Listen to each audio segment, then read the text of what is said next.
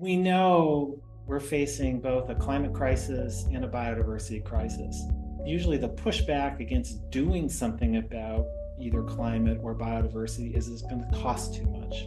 One of the main reasons for doing this study was to show, in fact, that there are ways where we can just be more efficient, that we can, in fact, address climate, we can address biodiversity without bankrupting people. In fact, as we show, there are many ways that we can improve economically. Yeah, I mean, we were thinking about the sort of critical and overlapping pressures that land and nature are facing.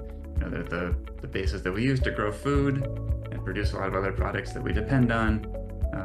But that kind of footprint of use has grown so large that many species are at risk of extinction, and we're sort of threatening the very productivity that we depend on. This was a first attempt at doing a global analysis of this kind.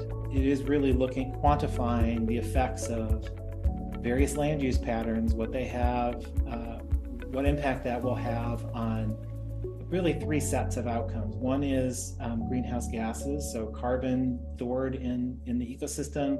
We also looked at methane, so methane from animal agriculture in particular. We also had various measures of biodiversity. And then the third set of outcomes, we looked at the returns that you get from growing crops or raising livestock or harvesting timber. We combined the models on the returns to crop production and grazing and timber, and with the greenhouse gases and with biodiversity, into something we call the efficiency frontier. It highlights just how much of a gap there is between what we are currently doing and what's feasible. It also shows you what's needed in terms of changes in land use or land management that would move you towards the frontiers. There are very few studies that actually address the trade-offs between these competing goals. And another thing that's really a really useful outcome of this study is that it not only gives you a sense of where the targets could be for countries to improve in these dimensions, but it also gives a sense of the cost of what kind of financing needs would be required for countries to get from where they are now to the point where they could be on this sustainability efficiency frontier.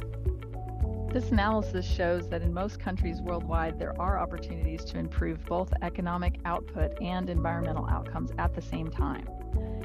On average, countries globally can almost double their performance in terms of either economic returns or environment by improving on one dimension without sacrificing on the other side. We found that in terms of carbon storage and the equivalent for methane, that we get approximately 230 billion metric tons of carbon dioxide equivalent stored in ecosystems without loss of economic benefits.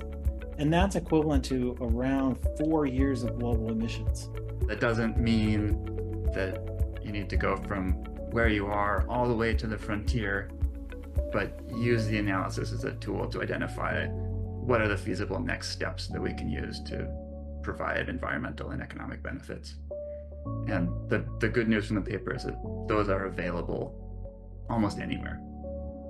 At an international scale, this information is also really useful for organizations involved in supporting and financing development, such as international finance institutions, to really understand how and where they can direct their resources and their support for countries in a way that helps them meet their national goals, but at the same time, altogether helps meet these international commitments for biodiversity conservation, climate change adaptation, etc.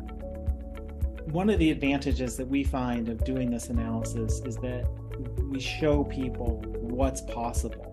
And that tends to open their minds to thinking about a wider set of alternatives. When they can see the gain that could be had by making some of these changes, then making some of the changes is not so scary.